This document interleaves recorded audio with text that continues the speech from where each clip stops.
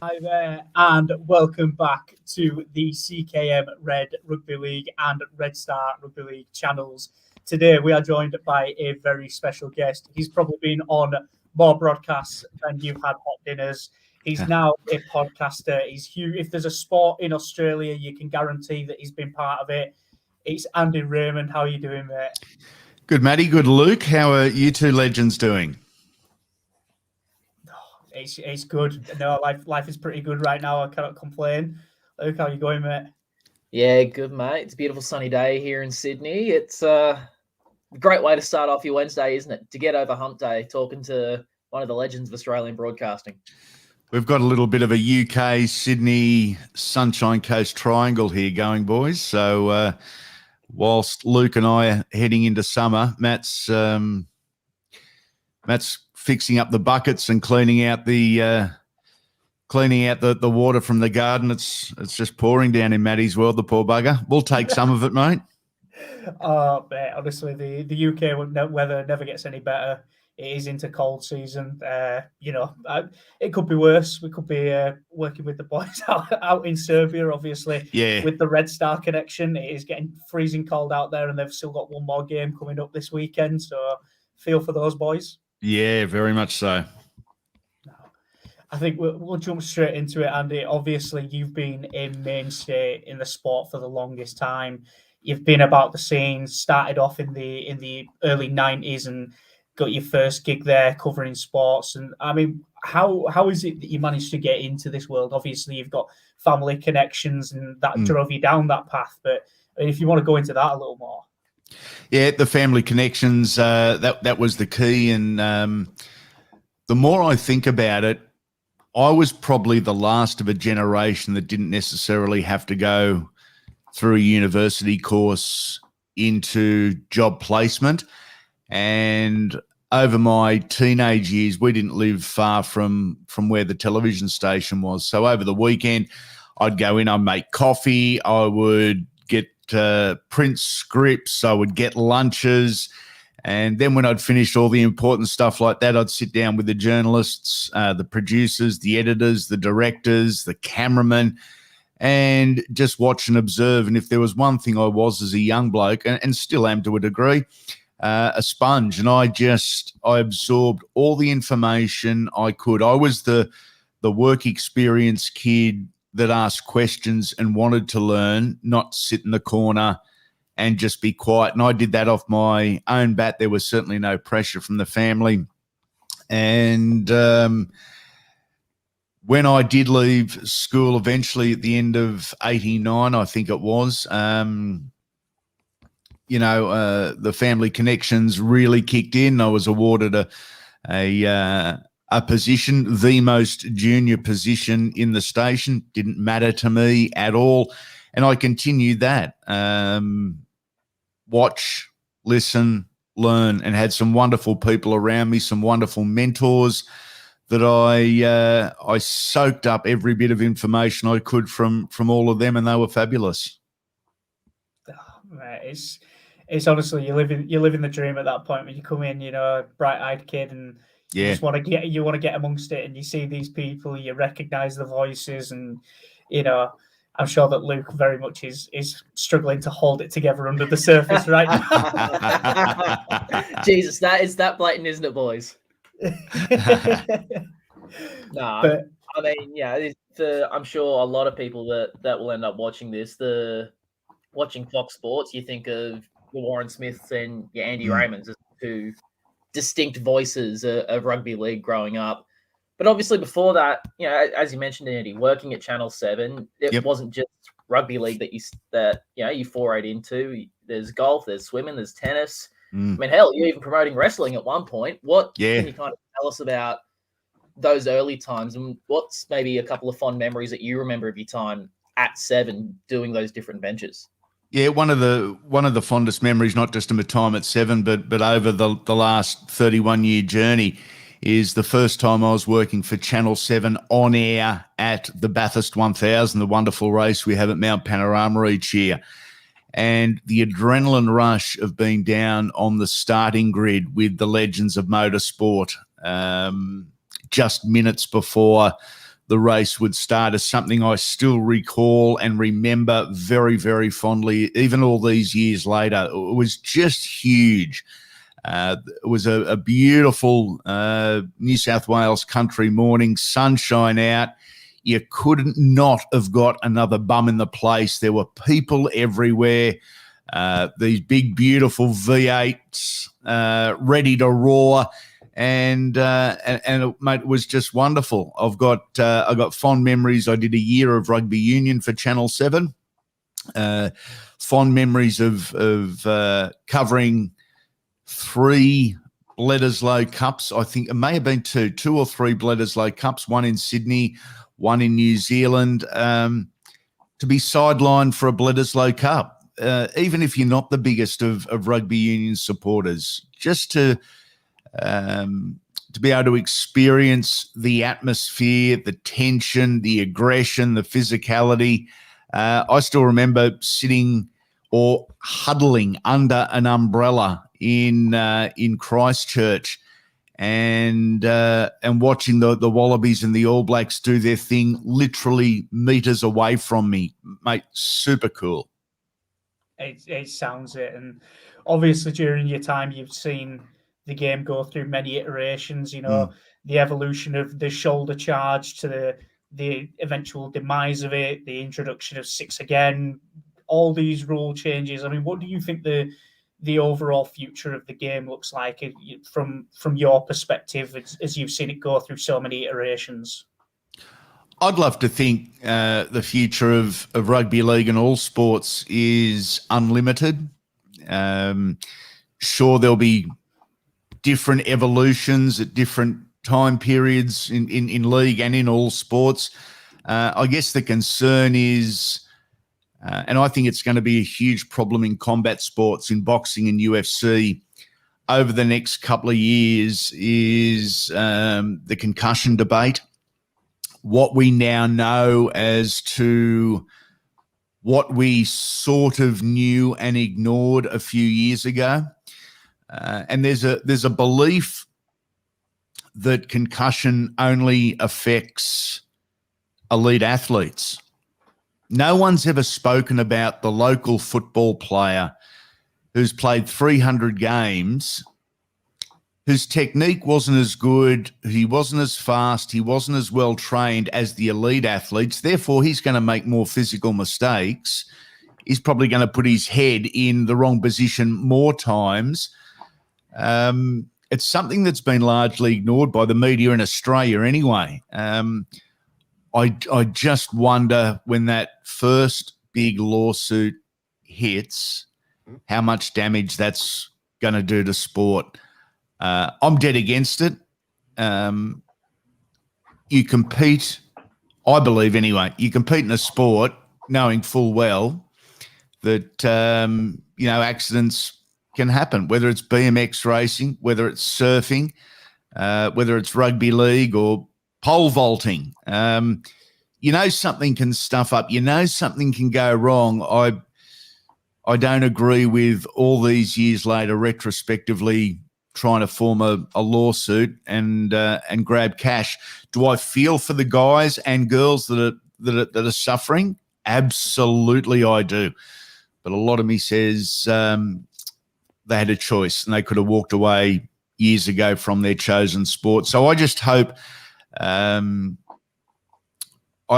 sport in general doesn't get damaged too much from what I fear is going to be a pretty nasty ride when the lawsuits start, in terms of concussion and what it did to their minds.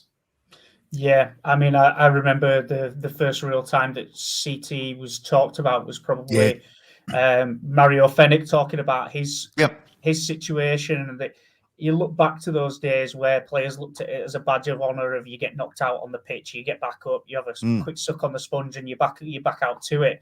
I mean, how many players were saying "Don't put me back in" versus how many players are saying "Put me back in"? Yep. It's the way that it was, and you can talk about the culture of the game at the time and the appeal of looking soft of if you didn't go back out there. But that's, again, I'm in your boat. I believe that those are the risks you take. I played the game for a number of years. I have injuries from it. My family for years in the past, every single one of them's got some sort of injury. Yep. Dad with prosthetic knees, granddad with a dodgy shoulder. They all say the same thing, and that is, I would go back and do it all over again. Yeah. Zoran saying there, is maybe compulsory headgear an option? Hey, Zoran, appreciate you joining in, mate. Yeah, compulsory headgear is probably a step in the right direction. So many, and I'm not a doctor, but so many of these concussions that we have seen at elite level, a headgear wouldn't necessarily stop because it's incorrect tackle technique often, or a by chance deflection. And I don't know how much a headgear would stop that. Again, I'm not a doctor, but Zoran, it's a step in the right direction, mate. 100%. I feel like the NRL physio would have a field day with that question. Yeah. I know he said multiple times. For those that don't know, the NRL physio is Brian Feeney. Yeah, he said multiple times that headgear great for protecting from head cuts, but head knocks probably not so much. Yeah, it would be a step in the right direction, but there'd have to be a lot more research, I think, that would go into what the headgear would need to consist of. And yep. I mean, backtracking slightly, we've already mentioned the lawsuits. Just recently, the James McManus case got thrown out from the New South Wales Supreme Court. It's the first case here. Obviously, we've seen multiple cases against the NFL, the NHL, the WWE over in the States. Do you think it gets to a point where there will be a major, probably a group class action lawsuit that comes against the NRL? Luke, there's been whispers and suggestions that a law firm in Sydney is trying to get together a minimum of 30 former players from the elite level, and phone calls have been made and are being made, and I'm pleased to say that I think the majority haven't wanted to buy in, but some have certainly put their hand up and said, yes, I will join. So the thought is there. The process has started. It just depends, I guess, on the character of the people involved. But I think you hit the nail on the head, buddy. I think that the first collective or group lawsuit will be a very, very different beast. Yeah, and I mean, the going back to the discussions around headgear there, I'm sure that the NFL actually did some research into headgear, and they found that helmets were actually the cause of other injuries. People leading with the head. If you have that level of protection, then sometimes you feel a little bit bomb-proof, and rugby league players are definitely going with a bomb-proof mentality. They all run hard, they carry hard. They're going with that mentality of, if I run harder than you can hit me, then you come off second best. And a lot of the times it is very incidental contact. But now in this new era of the game, we're seeing crusher tackles come into prominence. You're seeing, incidental contact going punished. Are we potentially in a position where we are looking at going down the same route? And it pains me to use this word as an Englishman, but because I'm on with two people from the Southern Hemisphere, I will say, are we going down the soccer route of potentially introducing Oscar-winning performances in order to get unfair gains? There's been a few suggestions of that over the years already, and there was a couple this year. Not part of the fabric of our game. I'd hate to see that type of mentality. But yes, mate, there is a huge chance of that, isn't there? Definitely. It's definitely a concern, but look, let's move away from that. Andy, you spent 20 plus years in rugby league. You dabbled in some boxing as well, of course, in Fox Sports. What kind of instigated that move to Fox in 97, and then kind of how did you, I guess, look to progress through the ranks there? At Fox Sports, when it started in the mid-90s, there was a nightly news service before there was a 24-hour news service. And it was a half an hour nightly sports news, as you would see on any of the commercial stations. And that's where I initially started working with Fox Sports in 1997, April Fool's Day, actually, 1997. At that time, Fox Sports had the rights to both the Superbikes and the MotoGP. They were both held at Phillip Island. They were the host broadcaster. And under a gentleman called Saul Stein, who was an absolute pioneer and legend in Australian television, we were the host broadcaster, and the responsibility of the world's pitches fell on Fox Sports. And the coverage for a startup television network was faultless. And everyone that was involved in the bikes at Phillip Island twice a year for a couple of years, they had a tick next to their name because it was just such good television. Then Super League had started. It was 18 teams in the comp in 1998, and the opportunity to realise a dream. And I didn't have to be asked twice about the rugby league, and that's sort of where the journey began. I did a bit of stuff in 1997 during the Super League, but because I was a couple of months later on the scene, I was basically a fill-in because they had their commentary team, already sorted. So started sort of more full-time in 1998, and the journey has been a wonderful one. Lots of good mates, lots of good memories, some wonderful friendships, some great games, and the best seat in the house for literally thousands of games of footy. I never ever treated it as a job as such. It was a job because I was getting paid for it, but it was an honour to be on the sideline or in the commentary box, and I enjoyed those games that I did as much as people watching it. I'm the ultimate rugby league tragic. I wasn't there completely with the work focus. I let the game and the atmosphere get to me, and I loved it, and I cherish every one of those moments. Do you still get starstruck around certain players? I mean, what was your first starstruck moment, and who was it? Interesting story. If you go back to April Fool's Day, no, it wasn't. It was 1990. Was my first day at Channel 7. My first job after getting the coffee was to go and collect a bloke from the airport. So I was the chauffeur. So I was coffee boy into chauffeur. And the Australia versus New Zealand Test Series was coming up, and there was a promo shoot on at the Channel 7 studios.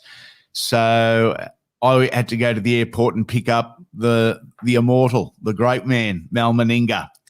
And that's my first job. That's literally my first job. And had a chat. Mal hadn't seen me, hadn't met me, didn't know me, hadn't heard of me. And we're chatting in the car. And I was starstruck, obviously, young bloke with Mal Meninga sitting next to him. And that was probably it. Day one, you get Mal Meninga in the car next to you, and we still giggle about it all these years later. Oh, this is the thing. The game has so many great personalities, and Big Mal around the time, your Laurie Dailies, and over the years, you've had great players coming in, and rugby league really does need those personalities. I do worry that the rise of social media is unfortunately killing that ability to turn players into stars, because you get too much of an insight into players' lives sometimes. Yeah, exactly right. And guys from that era that, I still turn fanboy for is, when I catch up with Brett Kenny or Peter Sterling or Laurie Daly, Mal Meninga, Wally Lewis, those guys, just legends of rugby league. And I still get a huge kick out of seeing them and being in their company and being mates with them. It's tremendous. But you're right. they didn't have to worry about Twitter and Instagram and phone cameras. They could be themselves a little bit more.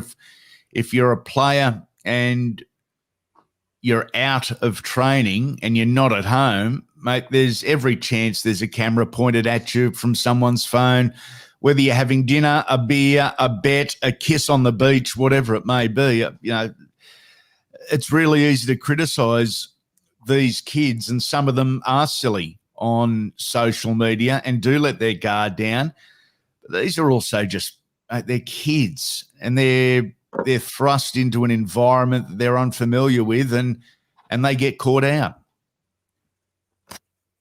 It's the tough the time, Trebojevic incident on the Corso. Sorry, Matty. Yeah, the Trebojevic incident on the Corso with Fast Harry. It's fast. It's the fastest bloke I haven't seen that's not been on a rugby league field in a very long time. That's right, yeah. I want to see a match race between Harry and Josh Adokar to see how quick he really is. I think that's closer than a lot of people give him credit for, to be honest. Yeah. Look, we know you've spoken ad nauseum about what happened at the start of COVID last year. We don't have to get into that, because obviously that was the talk of rugby league for a while, and fans were outraged all throughout March and April. But what led you after that initial shock to start your Unfiltered podcast? Look, my wife and I had spoken about it several times and just kept delaying it for whatever reason. And as soon as the Fox thing happened, it was time to hit the go button.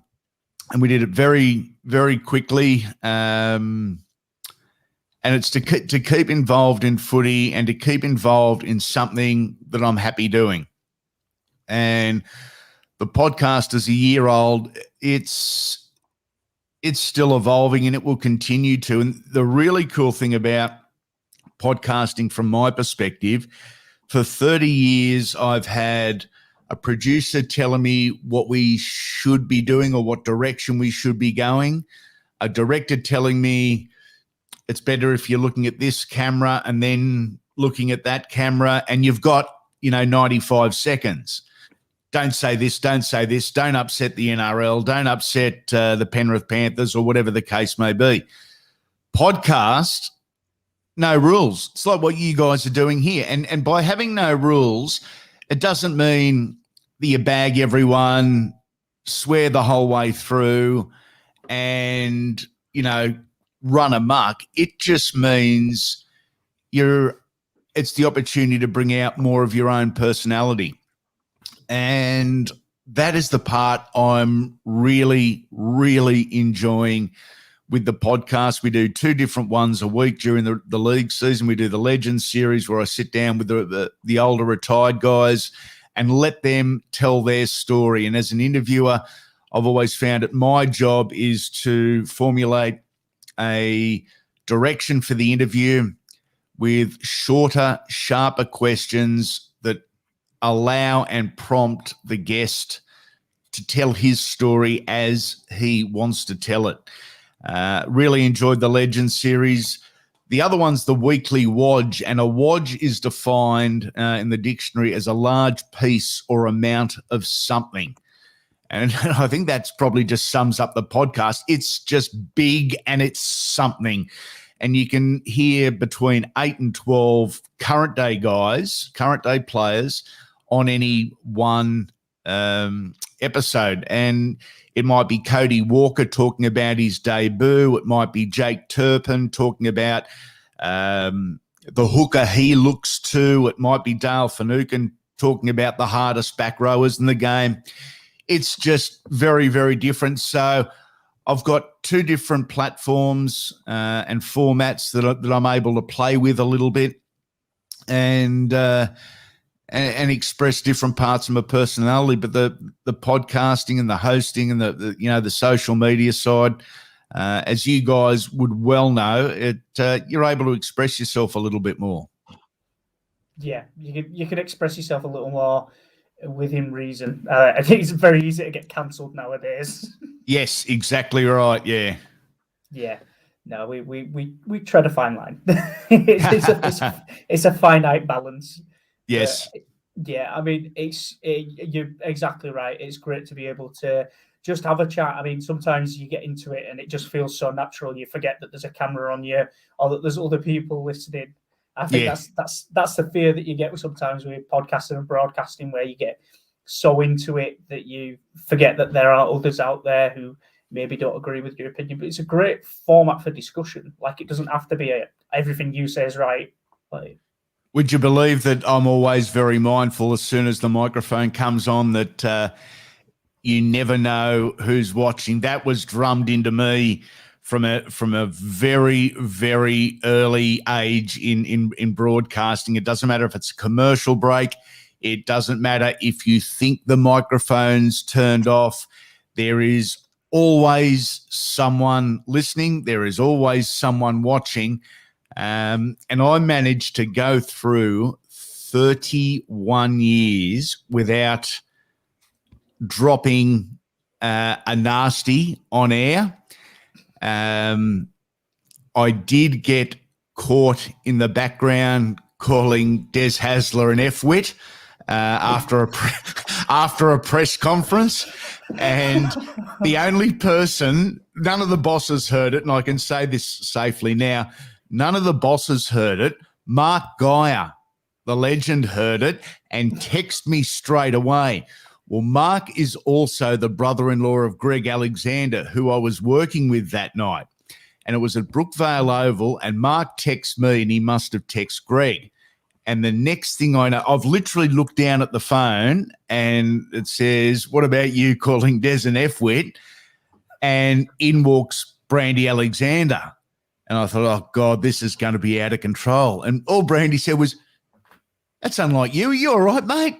I went, yeah, but it's all sorted. And Des and I sorted out the issue very quickly with media manager and former front rower Peter Peters in between us, keeping the peace. But always mindful that you never know if that microphone is on or someone out there is listening. Yeah, Des Hasler's not the man that you want to be. You want to be in the bad books of. There's been a few sprays that have been caught on camera. Like, you get so many insights now into the locker rooms and everything that goes on. Josh Morris told a cracking story on the podcast with me, one of the early episodes, and he spoke about his time under Des at Belmore. And he said he had seen all these ferocious blow-ups at other players, but had never received one directed to him, even privately. He said, and he walked off a game. It was at the Gold Coast. And after half-time, walked back into the sheds, and Josh said, "I knew I'd been terrible. I was missing tackles. I was dropping balls." He said, and I walked into the dressing room, and Des was standing in the middle of the dressing room, basically waiting to catch my eyes as I walked into the dressing room. And Des just walked straight up to him, steam coming out of the ears, and said, "I'm disappointed in you." That's all he got. Oh, that's enough to make any man cry, that. Yeah. So it wasn't the rant. It was just, "I'm disappointed in you." Oh, wow. You've got so I can guarantee you've got some incredible stories. I mean, you touched a little bit on, Super League and that being, the start of your rugby league journey. And, now you've got different forms of expansion. Obviously, we do a lot of work in Serbia and at CKM. We're doing work with Lebanon, and we're building good ties with the Ukraine and stuff. I mean, what's your opinions on the expanding world of rugby league and the direction it's going? I think it should have been done. I think expansion should have been more a priority. International expansion. Let me rephrase that. International growth. International growth should have been more prominent over the last decade. From what I can see in my, all the way down here, it is slowly headed in the right direction. The postponement of the World Cup, as disappointing as it has been, I've got a belief that the 12 months postponement will actually generate more interest in the World Cup next year up in the Northern Hemisphere. And I think that's the platform to really use to grow the game. And when I say grow the game, that doesn't necessarily mean make good players great players. It means growing the supporter base, growing the sponsorship base, growing the participation base, and awareness of sites like yours. And you know, there's websites, there's supporter groups, there's social media accounts. Once that gets going, it perpetuates. And, you know, by growing the international game, that means a whole lot of other people benefit, but the game benefits at the core of it. And I'd love to see that happen. I really would. Soccer's got a stranglehold. Rugby union's very, you know, prominent in the Northern Hemisphere. Some countries aren't going to want a bar of rugby league. That's cool. I don't think rugby league has ever set out to try and conquer the world. But where they're playing and where it's prominent and where there's a chance, I'm saying go grab it, especially with the World Cup and on the back of the World Cup. Yeah, definitely. I mean, there was the Balkan Super League weekend just gone. You know, 4 teams, 3 nations. You had Bulgaria, Montenegro, and 2 teams from Serbia. In that I was talking to Colin, obviously from Red Star, Colin Clayweg, and the Red Star chairman over the weekend, and I just said to him, "Do you ever just sit back and think about the Balkan Super League?" There was 2 players that came from Greece to play for South Region in Bartivat against Partizan from Serbia, who'd made that journey across. And then the day afterwards, you had a Bulgarian team travel into central Belgrade to take on Red Star.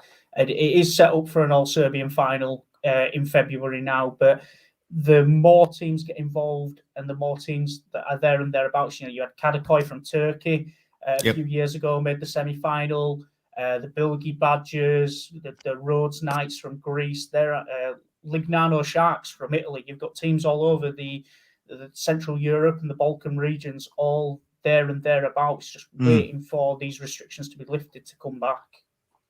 Yeah, the world of COVID has disrupted so many and so many groups, individuals and groups, and probably games.